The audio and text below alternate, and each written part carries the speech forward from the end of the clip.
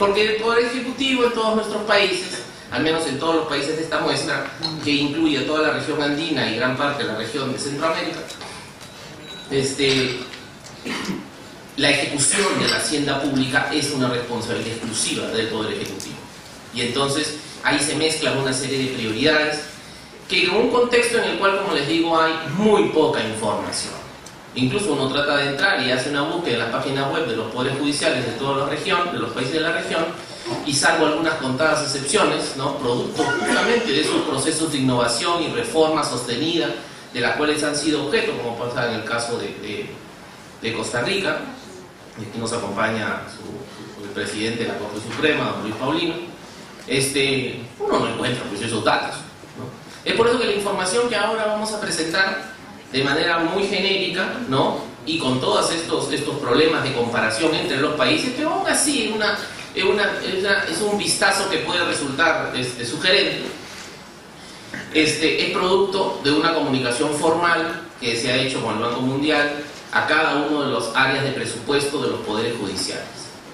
Pero siendo conscientes de que parte del problema no solamente está en el Poder Judicial en materia de presupuesto, sino en el acercamiento con los ministerios de Hacienda, han sido también a partir de una serie de trabajos, un trabajo que se hizo, un taller que se hizo en Lima y otro en El Salvador, ¿no?, y aquí nos acompaña también en el auditorio varios representantes de El Salvador. Se ha logrado armar una especie de pequeña base de datos con algunos indicadores básicos que más o menos definan de carácter homogéneo entre ellos qué es lo que está pasando con los presupuestos judiciales. Y más o menos la historia dice así: los presupuestos judiciales en la región están reflejando una serie de cosas que nada tienen que ver con el presupuesto, porque estas comparaciones hay que mediatizarlas teniendo en cuenta los países, sus niveles de Producto Bruto, niveles de población, etcétera, etcétera. Y esa primera filmina, que no sé si la verán bien, pero la tienen ahí en medio magnético, hace un breve recuento de cuáles son esas diferencias, ¿no? En donde, salvo en el caso de Chile y Costa Rica, hay mucho por recorrer todavía en temas de pobreza, que es sin duda uno de los principales problemas que enfrentan todos los gobiernos de poder solucionarla. Pero en los temas económicos y fiscales, en general se evidencia una mayor preocupación por mantener una sana política fiscal, y ha habido un gran crecimiento de los recursos fiscales en todos estos países durante los últimos 5 años. La estructura del Poder Judicial varía de manera diferente en cada país, pero más o menos tienen una estructura similar. Hay una Corte Suprema, hay unos tribunales, hay unos juzgados. Pero ya cuando uno entra en detalle a ver cuántos jueces supremos son, una cosa tan interesante, incluso para los temas de la negociación presupuestaria. Ok, ¿con quién voy a negociar el presupuesto del Poder Judicial? El presupuesto es un juego repetitivo. Ustedes no ven que los ministros de Hacienda, o sobre todo los directores de presupuesto, los secretarios de presupuesto, estén cambiando todos los años, ¿no? Es un juego repetitivo, tiene los mismos actores, las mismas reglas, entonces siempre se hace lo mismo. Entonces puede pasar cualquier cosa, pero hay una fecha en que se hace el presupuesto. Y entonces, hay uno de los temas que podría ser interesante y que es parte de un programa de análisis mucho posterior a este trabajo, es ver, bueno, la existencia de un plan estratégico institucional del Poder Judicial. Pero todos tienen planes, pero planes, digamos, de verdad, es decir, que sean compromisos serios de la más alta autoridad. ¿Existen o no existen? Pero ¿y qué pasa cuando esta autoridad cambia cada 2 años? En algunos países cambia cada año, y no se puede hacer una reforma judicial en 1 año. Ni siquiera se puede plantear la idea de tener un presupuesto plurianual por los próximos años. Y cada vez que cambian las autoridades, cambian las prioridades, ¿no? Y entonces cuando uno ya entra a analizar en detalle, bueno, hay grandes diferencias incluso en el tema organizacional. Como les decía, en el tema organizacional hay algunos países en donde la defensa pública está dentro del Poder Judicial, en otros países el Tribunal Constitucional es una sala de la Corte Suprema, por tanto está dentro del mismo presupuesto, en algunos, y así. Entonces la comparación sencilla y libre de decir, mira cómo están los presupuestos de cada uno de los países y compárate tú con esos presupuestos, es en realidad políticamente sugerente, útil incluso para reflejar algunas cosas, pero ya cuando uno entra en un detalle más serio, esa comparación es prácticamente, no digamos inútil, pero muy compleja de hacer. Pero por otro lado... 5 minutos. ¿Cuánto? 5 minutos. 5 minutos. Por eso fue mejor empezar con esta breve intervención antes de pasar toda la Argentina. Pero, por otro lado, ¿no? Lo que sí es bien parecido son todos los sistemas presupuestarios, ¿no? Eso sí funciona casi igual en casi todos los países.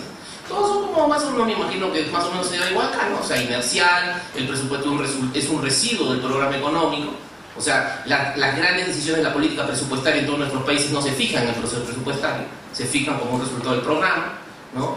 La distribución de los países de la torta depende, si hay países que tienen un piso constitucional, otros países no tienen piso constitucional, por tanto es prácticamente todos los años hay que renegociar políticamente los presupuestos con el Poder Ejecutivo. Pero tampoco la evidencia demuestra que tener más un piso constitucional, digamos, como se puede ver en los resultados de este estudio, garantiza que haya mejores servicios, ¿no? Porque como bien se han mencionado, gran parte de estos presupuestos y estas mejoras, de estos incrementos que se han sucedido durante los últimos años, han ido directamente al rubro de gastos corrientes, ¿no? Lo cual no tiene por qué ser malo. O sea, el sector justicia es un sector intensivo en el uso de servicios corrientes. O sea, no estamos hablando de que vamos a construir carreteras. O sea, no esperemos, o sea, no debe sorprendernos que sea un presupuesto, no sé si 90%, 95%, me parece demasiado. Pero de la información que nosotros hemos visto, o sea, 75, 80, 85%, eso podría ser lo normal en un presupuesto judicial, ¿no? Pero siempre van a tener una gran participación de gastos de funcionamiento, ¿no? El punto está en qué se hace con esa plata y cómo se puede mejorar la productividad. Por un solo ejemplo. Ustedes calculan, que es lo que pasó en Perú, por ejemplo, calculan cuál es el rendimiento medio, o sea, la cantidad de... con todas las complicaciones que ese indicador tiene. Pero, ¿cuánto produce cada juez en el Perú? Y tenemos una varianza enorme. Y entonces, una simple medida de redispersión, o sea, de mover a los señores jueces, magistrados de ciertas cortes, dentro de su misma especialidad, dentro de sus mismas funciones, pero que abarquen ámbitos geográficos distintos, cambia por completo el promedio y mejora el acceso por igual cantidad de plata. Pero hasta que no hagamos el esfuerzo de tener cuánto produce cada juez, nunca podemos, como decía Juan Enrique, mejorar esos indicadores metodológicamente, ni tampoco tomar esas decisiones. En general, lo que se plantea en este estudio, y con cuidado, es decir, para tratar de analizar los presupuestos, por lo menos hay que tratar de analizar los presupuestos per cápita. Y entonces el presupuesto per cápita, en general, depende de la prioridad macroeconómica del sector público, depende de la participación de la torta, o sea, la prioridad fiscal del Poder Judicial, y depende del crecimiento del Producto Bruto Interno del país. O sea, mientras la torta, mientras los países son más ricos, tienen más Producto Bruto, entonces pueden dedicarle más plata al tema de justicia, siempre y cuando eso sea prioritario y siempre y cuando la posición del sector público dentro de la macroeconomía sea mejor.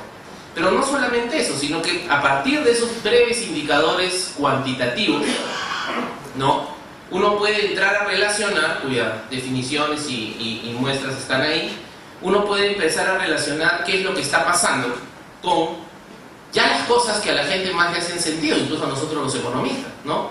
O sea, cuánto es lo que está produciendo el Poder Judicial, cuáles son los costos, cuál es la relación entre funcionarios y administrativos, o sea, cómo se da, para decirlo en estos términos, esa función de producción al interior del Poder Judicial, esas tasas marginales de sustitución entre el trabajo de los señores abogados y de los señores auxiliares y de los señores jueces, ¿no?